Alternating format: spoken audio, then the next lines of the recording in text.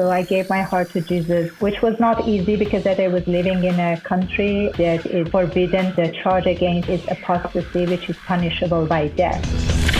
Sentenced to death for becoming a Christian, but that was just the start of her journey with God. Let's talk about it with Marzi on Steve Brown, etc. He's an old white guy, an author, broadcaster, and seminary professor who's sick of religion. And he's brought friends. Please welcome Steve Brown, etc. Hey, we're so glad you're here. You always have a place at our table. In case you're wondering, Marzi has a really cool last name. I just can't pronounce it, but I'll give it to you as we go along. And if you're wondering, I'm Steve, the aforementioned old white guy. Matthew Porter, our executive producer, is here. It's been so cold lately. Matthew, for the first time, noticed there was a hood on his hoodie. I didn't. That's didn't what even this know thing does. it was there. Oh, okay. So this is not Florida weather, but it's getting better. And it's even gonna get better as the days, the sunshine, and the warmth.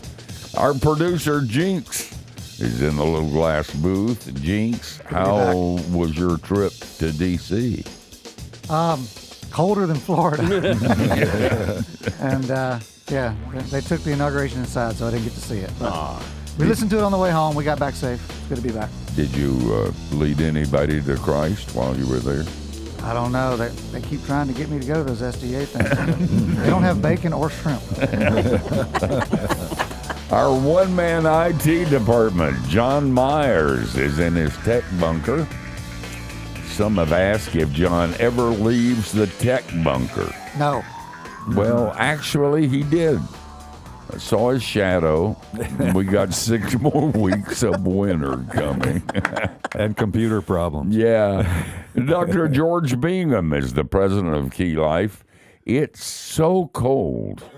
George is thinking about going back to the classroom, earning another doctorate just to stay warm.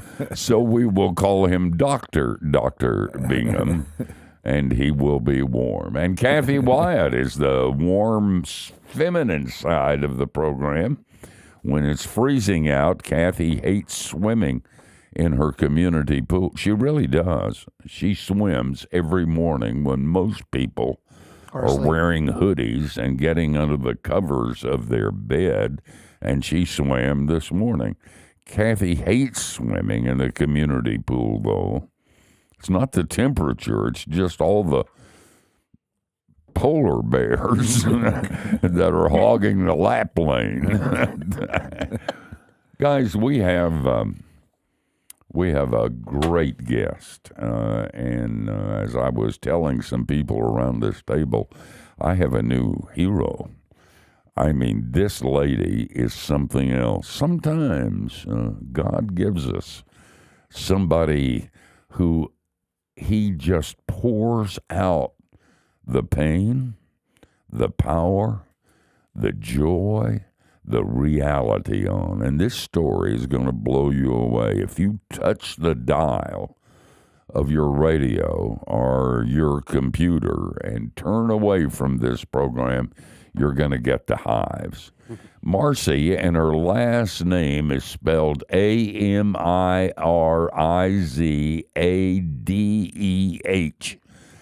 I'll give it to you later. How do you pronounce that, Marzi? Amirizadeh. No, I'm not even. You got it. That ain't happening. You got it. I'm not even going there. Just like it's spelled. I might, yeah. With my dyslexia, man, I can barely get the Marzi out, and that is an anglicized version of another name that I can't pronounce. She's a published author, public speaker, and activist for religious freedom. She shares her story literally around the world to raise awareness of human rights violations and the persecution of women and religious minorities in Iran. Marzi's latest book, which I hold in my nicotine-stained fingers, is A Love Journey with God, From Pain to Love, Captivity to Freedom, Iran to the U.S. Marzi, and we're going to talk about this more as I want to get to your story, but you are now in this country. Where are you? I am in Georgia. Georgia? Yes. Good. And listen, it's at least you're in a place where they don't have an accent. And you said that one of your concerns is that what happened in Iran could happen in this country. Is that pretty scary to you? Yeah, that's a big concern because, I lived in Iran. I raised under a tyrannical regime, evil Islamic Republic regime with harsh rules of Islam. So that's my experience in Iran and experiencing firsthand the brutality of this regime in my life, at schools, in the society, in different places. I know what is their agenda. I know they infiltrated in our politics, in education system, in media, in different places, in the United States and Western countries, to destroy America within and to destroy our values, to brainwash American young generation, to replace it with Islamic value. And we see that this is happening. And after October 7th, it became more clear, and it showed that by what's happening in the United States, like many pro-Palestinian movements, which their main purpose is not supporting the Palestinians. They are blindly support Hamas terrorists, and it's a deceptive movement to support Hamas terrorists and Islamic Republic regime.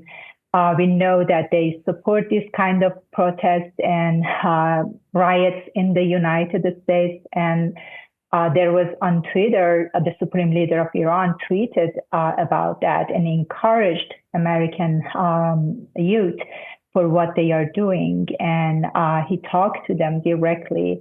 So that's a big danger that makes me very concerned, because America is my home. I'm a proud American citizen. I care about this country. I feel responsible to do something and to remind people that how much is important for us as Christians to stand up for our values and to be vigilant before it's too late. Oh, man, do I agree.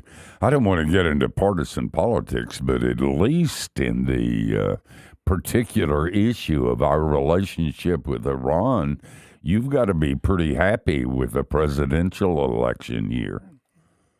That was a great victory, and I always was supporting him in different ways in my speakings on my social media, and I was telling people why it's important to support President Trump, and praise God, that was a great victory that he finally won the election. But still, I'm warning Americans that this is just the beginning, and we all need to be vigilant and continue fighting against the enemies who try to destroy America.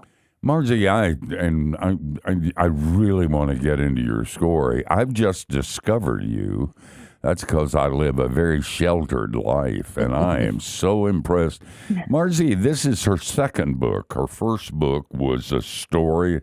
She's going to tell us that story. She was under a death sentence, extreme persecution for her faith. And then this one is more personal. She wrote the other one with a friend. This one is hers, and she controls it, and she's able to say whatever she wants to say and to give us your personal story. We just have a minute or two in this particular segment, but we'll continue with it as we go along. But start your story and tell us about growing up in Iran and what happened to make it so hard? So it started from a very young age that it was at the age of, I always tell people it was at the age of 7 that I started learning about Islamic rules, because majority of people in Iran, they are nominal Muslim and they do not practice Islamic rules at their home.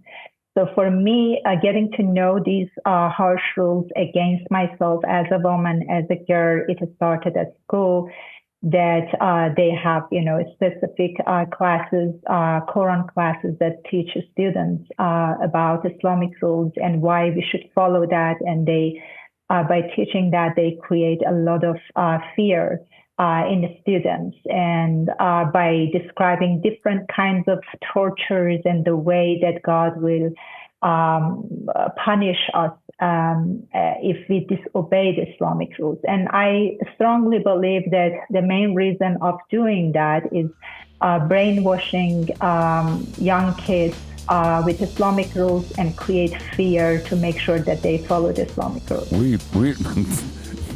You guys, this is just scratching the surface. You're not going to believe what you're going to hear on this program. Marzi is an amazing woman who has suffered for her faith and suffered for you, in a sense, too, so she can speak the truths she speaks on this program. The book, and it'll keep you awake at night, is called A Love Journey with God, From Pain to Love, Captivity to Freedom, and Iran to the U.S. Stick around. Like Jesus, we're coming back.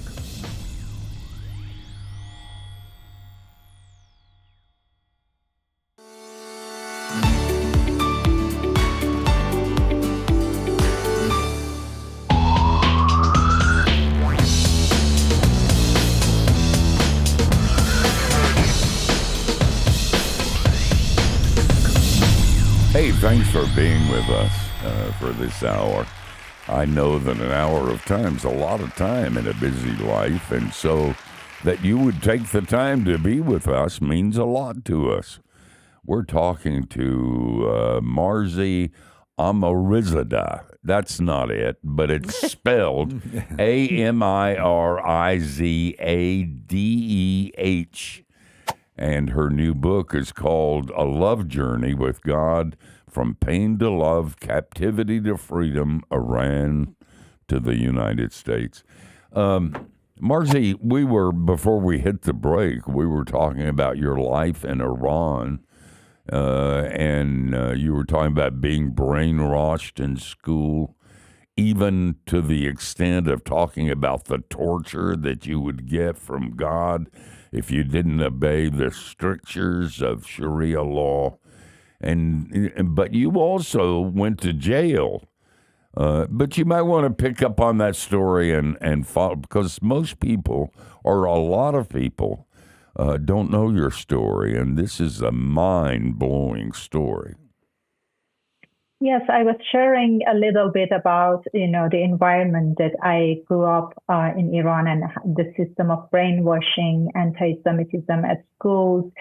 So, but praise God, I was so thirsty to find the truth. And it was more than 20 years ago, in 1999, that I found Jesus Christ, and I gave my heart to him.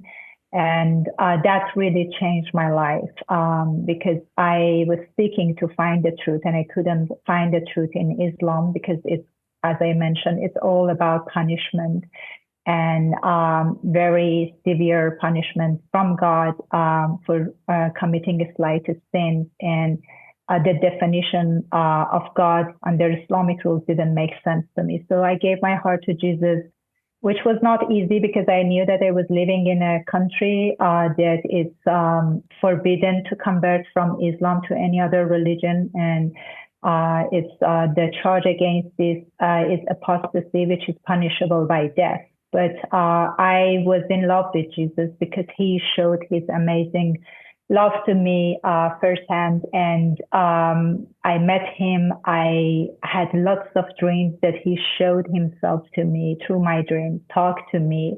And a lot of miracles happened that I gave my heart to Jesus. And I was so passionate from the beginning to follow him and to share this message with my people, with my family members. So I couldn't stop talking about him, and I continue my education in about Bible. I left the country in 2005 to participate in theology leadership classes in Turkey. And after that, I returned. I started a ministry with my friend. Together, we distributed 20,000 Bibles in Tehran. We started a few home churches among young people, among women. Still, we knew that how much is dangerous, and anytime we could get arrested. But honestly, my passion was to serve him and in Iran, to give this message to Iranian people that I knew how much they are thirsty to find the truth. And they told lots of lies to Iranian people. So finally, in 2009, a few people, I don't know who they were, they reported about our activities, and we got arrested. And they sent us for 14 days to a horrible jail. It was an underground dungeon, honestly, that was horrible to be even for a few hours there. So they kept us for 14 days that we could not see the light. There, we had to sleep on a cold concrete floor.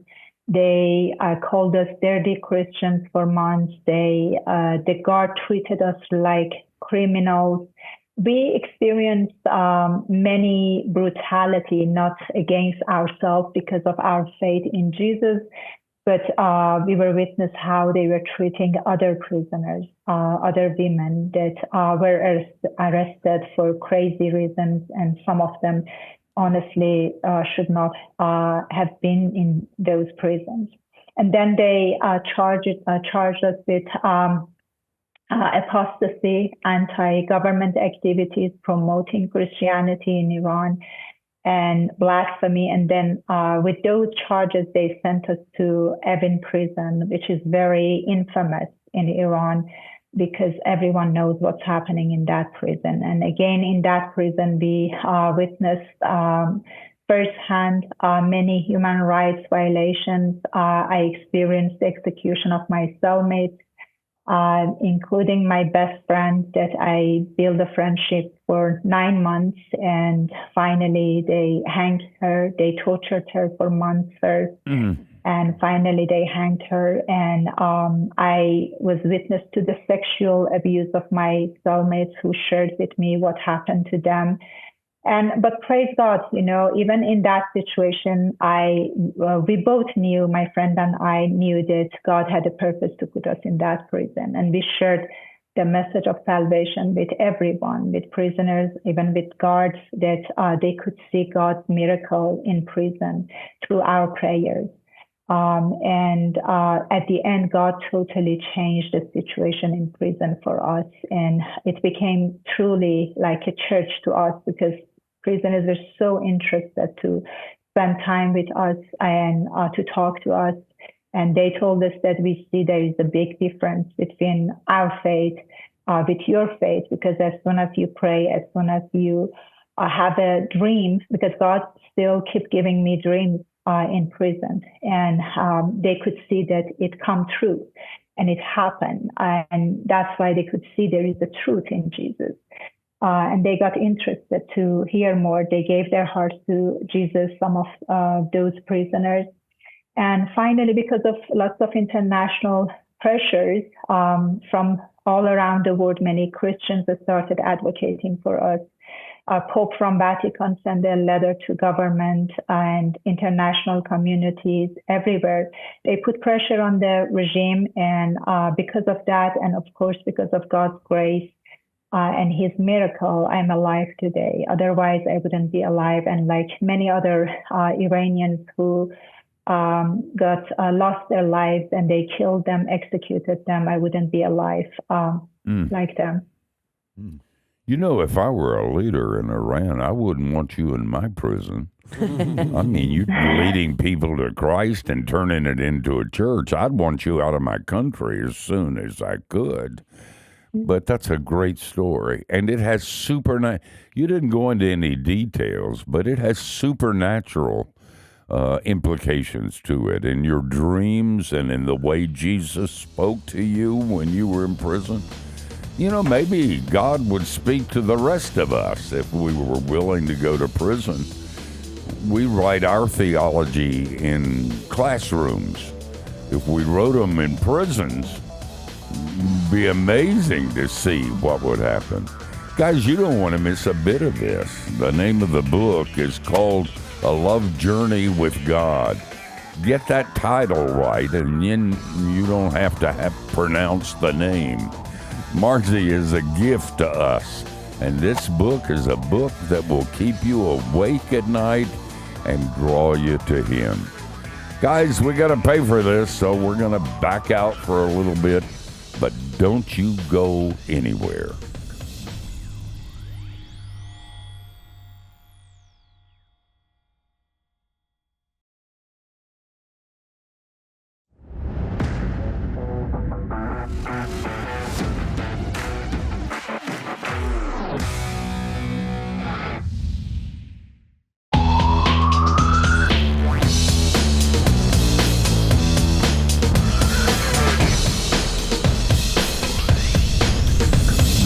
Hey, thanks for being with us in this hour, a great hour.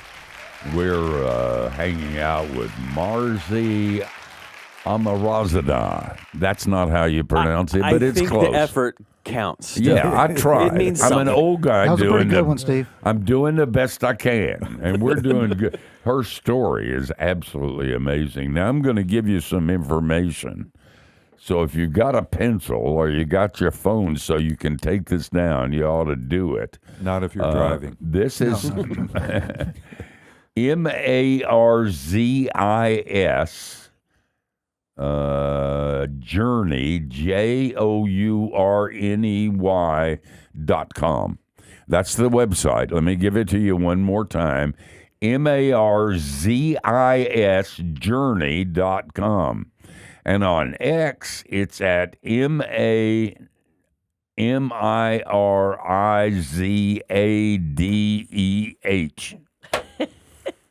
Okay. Now, Got that? Marzi, what in the world is New Persia? And what are you doing with that? Thank you for asking. New Persia is my ministry it's very new. I just started a few months ago, and it's all about my big vision regarding Iran, because for so many years I was living in Iran, and I served the Lord there, and I noticed that how much Iranians are thirsty to find the truth, and because of this evil Islamic regime, they turned their back to the regime, and now they are so open to the message of salvation. I evangelized thousands of Iranians, and I know that Iran that has that flexibility or capacity to become a Christian country, and I have my reasons for that. That's my vision for the future of Iran. And because Muslims in Iran, majority of them, they are nominal Muslim. They do not practice Islamic rules. And they see themselves as children of King Cyrus rather than Muslims. Or they don't like to be called Arabs because our language is not Arabic, it's Farsi. I also travel to other Middle Eastern countries, and I intentionally evangelize Muslims there, and I noticed there is a big difference between those Muslims with Muslims in Iran, that I noticed they are more prejudiced toward their faith, but in Iran it's not like that. And they hate Islam, majority of them, they don't practice, and they are open. So I strongly believe that there is a possibility, high possibility, that Iran became a Christian country, and it can be a center because of its strategic location, and because of there are lots of ethnic minorities in Iran that they speak different languages of the Middle Eastern countries. So there is a possibility to send those missionaries from Iran to those countries to bring a big change in the Middle East, because the only solution for what's happening in the Middle Eastern countries, I strongly believe, is Jesus. Jesus is the only Savior. And also, I believe the verse in Bible, Jeremiah 49, that God says he will set his throne in Elam, which is a city in Iran. So that's a big vision, and definitely this is not going to happen in a few months or a few years. That's a big vision, but my projects are through this ministry, through New Persia, to be the voice of persecuted Christians, to be the voice of women like me that who under Islamic rules were suppressed, and to empower them to also to expose the Islamic Republic regime lies that they spread not only in Iran but in Western countries. And the 4 pillars of my ministry is to restore the friendship between Iran, Israel, and Persians and Jews, like it was in the history. When we read the story of King Cyrus, he was the first Persian king that released Jews from their captivities after 70 years under Babylonian Nebuchadnezzar. And he released them to go to Jerusalem to rebuild the temple.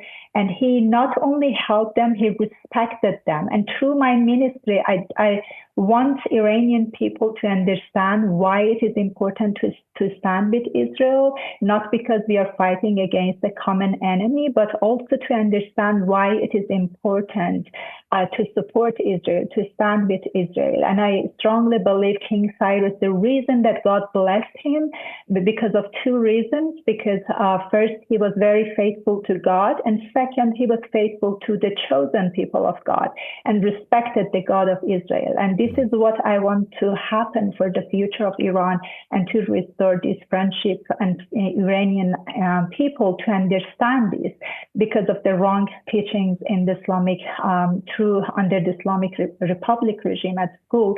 I wanted to expose these lies through making films and documentaries and short films. Okay.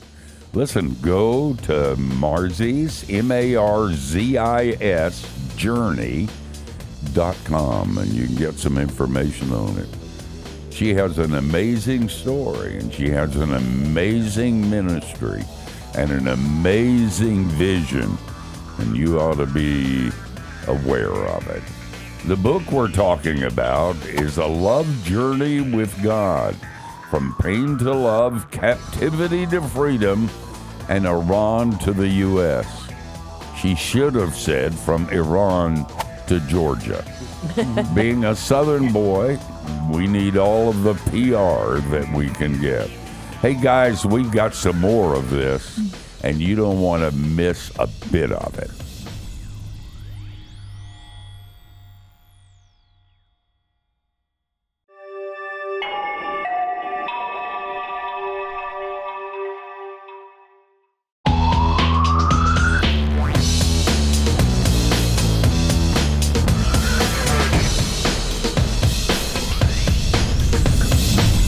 Hey, thanks for joining us. We're hanging out with Marzi, and I'm not going to even try to pronounce her name, but it's spelled Amirizadeh. We're going to have her on again, and I'm going to practice, and I'm going to be able to pull this off. You got to get this book. A Love Journey with God. It's an amazing story. And it's a story, if you get bored with your faith because you think it's just doctrines and words and rituals, this book is about a supernatural God who does supernatural things for his people, and it will blow you away. Hey, Marzi, kind of speaking of what you just said, Steve, traditionally here in the West, a lot of times we get very intellectual about things and learning, and it's books and it's reading. But a big part of your story is dreams, God speaking to you in dreams, which is obviously throughout the Bible, but we just don't come across those stories too often these days, or I don't. Can you tell us a little bit about what role dreams have had in your story? Yeah, I mentioned a lot of those dreams in my book, A Love Journey with God. And I don't know why God chose to speak to me that way, but that was his decision. But that doesn't make me special or different from other Christians. We are all Church of God together, and God used different ways to approach us.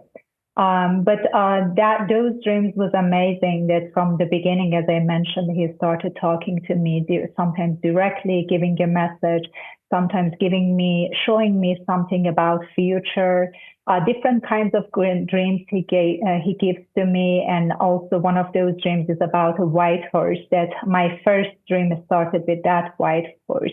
And it's interesting, the same white horse keep coming to my dreams every couple of years with a new message, which is very interesting to me because we know each other very well and there is a strong bond between us and we recognize each other in the dream immediately. But the power of the dream in prison was another example that God gave me dreams about other prisoners. For example, one of the prisoners, she had a life sentence. And when they sent her to my cell, it was a public ward. I was in a big cell with like about 50 other prisoners. And she was in prison for 15 years and she had to stay for the rest of her life. But from the beginning she came, I felt something strong about her to pray for her. I started praying for her. And then God gave me a dream. And the dream was that when I woke up, I shared the dream with her in front of everyone in the cell. I told her, I had a dream about you. I saw myself, I was distributing fish among prisoners.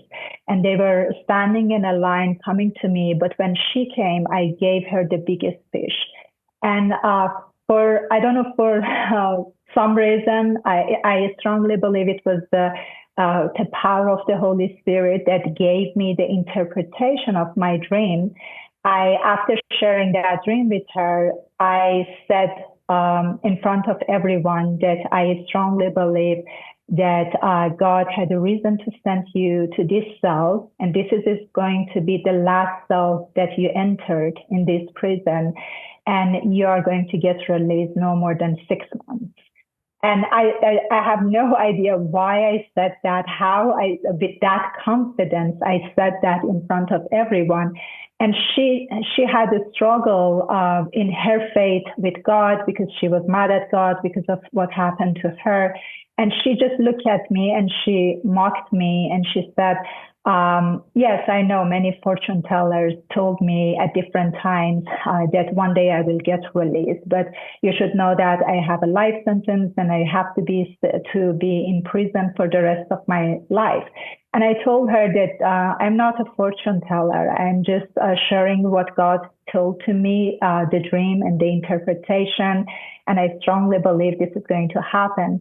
But she laughed at me and she left the cell. But exactly after 6 months, no more day, she got a pardon.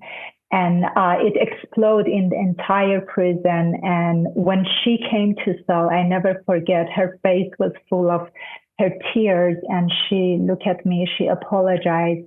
And she said in private later, she told me, Marzi, you should know that the first thing that I'm going to do after I get released from prison, I'm going to find a Bible to read and I'm going to follow Jesus. So that was one example that God used me, through me, giving the dreams and prophecy for prisoners, and it would happen. And prisoners, that's why they could see there is a big difference when I have a dream, when my friend and I pray for them. Wow. That's amazing. Marzi, I mean, such an amazing and encouraging story. And, so unique for believers in this country because it's rare that anybody is really openly persecuted in this country, maybe subtly in ways at times. But now you emigrated through a special program to the U.S., learned English, got a master's degree, got your citizenship, U.S. citizenship. Congratulations and welcome. Thank you. And not in addition to your new Persia vision for Iran, you've talked about feeling like to do God's work, to follow God's calling, that you're thinking about political involvement. Is that something you have some specific plans on, or is that just a general dream for the future? Hey, you ought I'll to be vote our for ya. first woman president. That would be cool. I'll vote for you. Can't be a naturalized citizen, unfortunately. I shared a little bit about dreams, and it's all him that tell me what to do, when to do. And I ran for office actually in Georgia. God led me to this district, which was very democratic. I didn't know why he chose that district for me. That was another dream. There are lots of details about it, that how this happened. But I took this advantage not only to run for office for Georgia legislature in my district, but also I reached out to thousands of Black Americans in my district, and I shared my faith with them. I have amazing stories, lots of stories. Again, I wrote down a little bit of each one of them, that how God used me to reach out to people, not just for asking their votes, but I ended up praying for drug addicted, felons, and a lot of people that hopefully in another book I will share those stories. And that's why I tell people, no matter what is your job, whatever you do, it's politics, whatever, you should always put Jesus first and follow him. Marzi, you go, girl. We are absolutely amazed with you. You got to get this book. It's called A Love Journey with God. From pain to love, captivity to freedom, from Iran to the U.S. And it's an amazing story. Marzi, thank you so much. God bless you.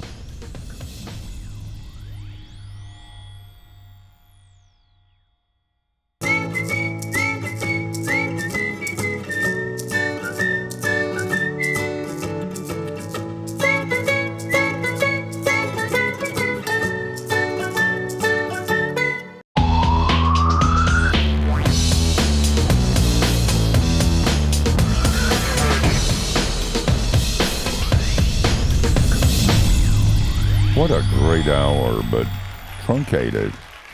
I mean, there was so much we wanted to talk to her about.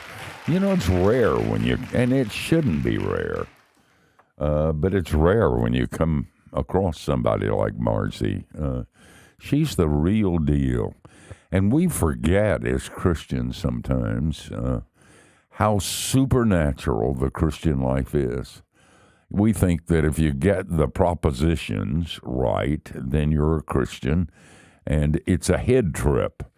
And that's not it. It really isn't. Or we think, I go to church every week, and I pray occasionally, and I know the Lord's Prayer in the 23rd Psalm. No, that's not it either.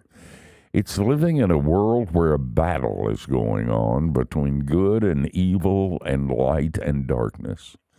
And for those of you who don't believe in evil, you're a fruitcake. Mm-hmm. I mean, there is real evil in the world. And I'm not going to delineate it or define it or give you the reasons, but you know what I'm talking about. And Christians are called to stand for Jesus in the middle of that. And you can't do that if they're going to send you to prison and put you to death. I mean, I don't have that much courage. Maybe you do. I could be a martyr if they kill me fast. But if they're going to torture me, man, it ain't going to happen. So in order to pull this thing off, you need supernatural power. And believe it or not, God has promised that. And Marzi is a gift to us for a lot of reasons. And one of the reasons is she reminds us that there really is a God, that Jesus really isn't going to leave us hanging in the wind. He said, I will not leave you as orphans, I will come to you. And when we meet somebody to whom he has done that, it shouldn't be a surprise. What a great hour. Hey, Kathy, you going to do the same next week? You did good this time. Thank you very You much. always do. Well, you're very kind. What is it that you want? Cupcakes.